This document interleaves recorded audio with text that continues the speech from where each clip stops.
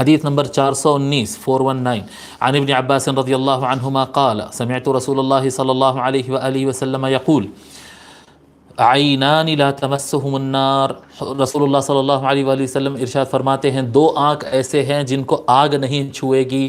دو آنکھ، کل پرسوں ہم بات کر رہے تھے کہ جو اپنے بھائی کی چیز میں، پرائیویسی والی چیز میں بغیر اجازت کے دیکھتا ہے وہ آگ میں دیکھ رہا ہے تو وہ آگ میں جھونکے جانے کی بات ہے.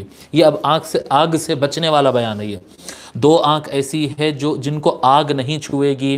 عین بکت من خشیت اللہ، ایک ایسی آنکھ جو اللہ کے ڈر سے، اللہ کی خشیت، اللہ کے خوف سے روئی ہو. ایک آنکھ ایسی جس میں آنسو آتے ہو اللہ کے خشیت کی وجہ سے، اللہ کے خوف کی وجہ سے.